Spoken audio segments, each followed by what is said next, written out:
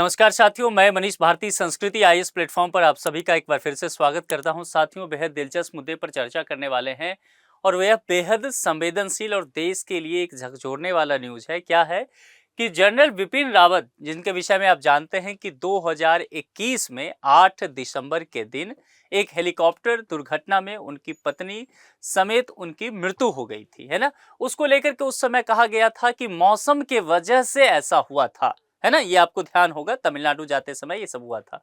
लेकिन अब जब इस पर रिपोर्ट आया है, जांच हुआ है, अब चौंका देने वाला खुलासा हुआ और खुलासा ये हुआ कि उनकी मृत्यु का वजह वो हेलीकॉप्टर जो क्रैश हुआ था, दरअसल वह खराब मौसम के वजह से नहीं बल्कि मानवीय भूल के वजह से हुआ था। ह्यूमन एरर के वजह से उनकी जो है जान चली गई। इस विषय पर डिटेल से चीजों को देखते हैं, इनके विषय में भी समझेंगे कि किस तरह से जांच में क्या क्या बातें कही गई है। हाल ही में जारी सदन की एक समिति की रिपोर्ट में कहा गया कि जनरल बिपिन रावत के साथ भारतीय वायुसेना का हेलीकॉप्टर चालक दल की मानवीय भूल के कारण यह दुर्घटनाग्रस्त हो गया था।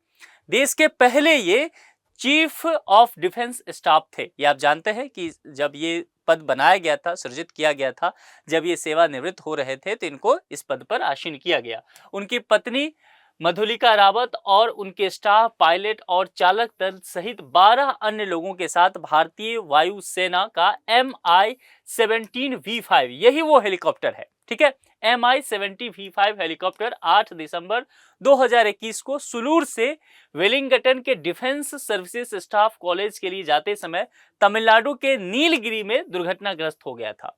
और यह जब दुर्घटनाग्रस्त हुआ तो कहा गया कि उस समय उस जगह का मौसम बेहद खराब था, इस वजह से ही यह दुर्घटना का शिकार हो गया था, ठीक है। रक्षा पर संसदीय स्थायी समिति, देखिए ये संसदीय स्थायी समिति की जो अभी नया रिपोर्ट आया है, उस रिपोर्ट के अनुसार दुर्घटना जो है वह खराब मौसम के वजह से नहीं बल्कि मानवीय भूल के कारण हुई थी। यानी कि अगर ह्यूमन एरर नहीं होता तो वह हेलीकॉप्टर क्रैश नहीं होता और जनरल विपिन रावत की मृत्यु भी नहीं होती। तो अपने आप में यह बेहद एक गंभीर प्रश्न अब खड़ा हो गया है। भारतीय वायुसेना ने जांच के निष्कर्षों का हवाला देते हुए पहले कहा था कि यह दुर्घटना मौसम में अप्रत्याशित परिवर्तन के कारण हुआ। प्रथम दृष्टया यही बताया गया था भारतीय वायुसेना के द्वारा। दुर्घटना के कारण के रूप में यांत्रिक विफलता, तोड़फोड़ या लापरवाही को खारिज कर दिया गया है। मंत्रालय ने सदन समिति को सूचित किया कि 2017 से 22 के बीच 34 जांच की गई हैं। अब चीफ ऑफ डिफेंस स्टाफ यानी कि सीडीएस के विषय में जरा सा समझते हैं, इस पद के विषय में समझते हैं कि कैसे ये पद आया और क्या क्या इनके कार्य हैं। 15 अगस्त 2019 को चीफ ऑफ डिफेंस स्टाफ पद के सृजन की घोषणा की गई। 31 दिसंबर 2021 को भारतीय सेना प्रमुख के रूप में अपनी सेवानिवृत्ति से एक दिन पहले जनरल विपिन रावत को सीडीएस के पद पर जो है प्रमोशन दे दिया गया था। यह परिकल्पना किया गया कि जैसे 3 सेनाएं हैं, है ना, तीनों सेनाओं से ऊपर जो है एक पद होगा, तीनों सेनाओं के जो चीफ होते हैं वह भी उसी को रिपोर्ट करेंगे। तो इसके लिए जो है चीफ ऑफ डिफेंस स्टाफ का जो ये पद है यह सृजित किया गया था। प्राइम मिनिस्टर नरेंद्र मोदी इसको लेकर के पहले ही घोषणा कर चुके थे। वर्तमान में अगर आप जानते हैं तो अनिल चौहान जो है भारत के सीडीएस हैं, ये हम सबको इसकी जानकारी है ना। इनके कार्य और कर्तव्य क्या होते हैं? सीडीएस का जो पद होता है, रक्षा मंत्रालय में सैन्य मामलों के विभाग का नेतृत्व करना और इसके सचिव के रूप में कार्य करना। ठीक से समझिए, रक्षा मंत्रालय को लेकर की बात की गई डिफेंस मिनिस्ट्री में कि जो कि सैन्य मामले का जो एक डिपार्टमेंट है उसका वह हेड होता है और दूसरा एक सेक्रेटरी के रूप में उसका कार्य करता है।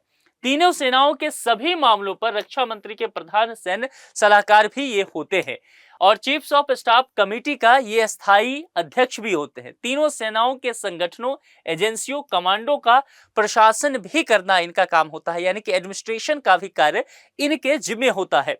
रक्षा मंत्री की अध्यक्षता वाली रक्षा अधिग्रहण परिषद का सदस्य बनना और परमाणु कमान प्राधिकरण के सैन्य सलाहकार के रूप में भी ये कार्यरत होते हैं। अब इस हेलीकॉप्टर के विषय में बात करते हैं। ये जो हेलीकॉप्टर आपको दिख रहा है ना, ये MI-17V5 हेलीकॉप्टर को लेकर के चर्चा किया गया।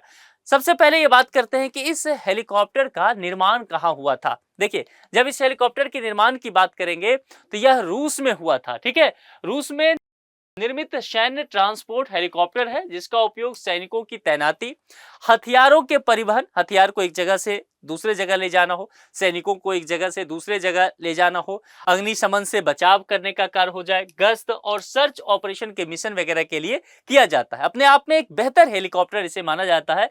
Mi-17V5 हेलीकॉप्टर का अपडेट वर्जन जो है अब आ चुका है, वह Mi-8 आ चुका है हेलीकॉप्टर। इसे दुनिया के सबसे उन्नत सैन्य परिवहन हेलीकॉप्टर में से एक माना जाता है। Mi-17V5 मीडियम लिफ्टर किसी भी प्रतिकूल परिस्थितियों में, अब यहाँ प्रतिकूल परिस्थिति की बात की जा रही है कि मौसम खराब हो गया, कोई इस तरह की परेशानी हो गई जिसके विषय में पूर्व से जानकारी नहीं था, तो अगर प्रतिकूल परिस्थिति हो गया, उष्णकटिबंधीय और समुद्री जलवायु में और रेगिस्तानी परिस्थितियों में भी ये उड़ान भर सकता है। इसलिए मैंने कहा ये अपने आप में एक उन्नत किस्म का हेलीकॉप्टर है। जनरल विपिन रावत के विषय में एक बार जानकारी ले लीजिए, जो ये गढ़वाल के रहने वाले रहे, उत्तर प्रदेश, जो कि अब वर्तमान में उत्तराखंड का हिस्सा है। भारतीय थल सेना में आए, उसके बाद जो है सेवा वर्ष इनका जो ये रहा, और सम्मान के रूप में देखेंगे परम विशिष्ट सेवा पदक दिया जा चुका था, उत्तम युद्ध सेवा पदक, अति विशिष्ट सेवा पदक, युद्ध सेवा पदक, सेना पदक, विशिष्ट सेवा पदक, एड कैंप, इसके अलावा कई अन्य सम्मानों से इन्हें सम्मानित भी किया गया था। अब आपके लिए अंत में एक प्रश्न है, और यह प्रश्न उसी हेलीकॉप्टर से जुड़ा हुआ है कि उसका निर्माण किस देश में हुआ। अगर आप ध्यान से सुने होंगे लेक्चर को तो आपको इसका जवाब इसी में मिल गया होगा। Mi-17V5 हेलीकॉप्टर को किस देश ने विकसित किया है? रूस, अमेरिका, इजराइल और फ्रांस। इस चार विकल्प में एक सही होने वाला है। जो भी सही हो कमेंट बॉक्स में लिख करके आप जरूर बताइए। आपका इस विषय में क्या सोचना है? क्या आपको लगता है कि उस वक्त जिस तरह से भारतीय वायुसेना के द्वारा कहा गया कि मौसम में अप्रत्याशित बदलाव के कारण दुर्घटनाग्रस्त हेलीकॉप्टर हो गया था, लेकिन अब जांच में यह कहा गया है कि नहीं, ये मानवीय भूल है, तो इस मानवीय भूल को यदि दूर किया जाता, अगर इस मानवीय भूल पर काम कर लिया जाता, तो आज विपिन रावत हम सबों के समक्ष होते, जीवित होते। तो आप इस विषय पर क्या सोचते हैं कमेंट करके जरूर बताएं। आज के लिए इतना ही। अपना बेहद ख्याल रखें। बहुत बहुत शुक्रिया। Thank you so much.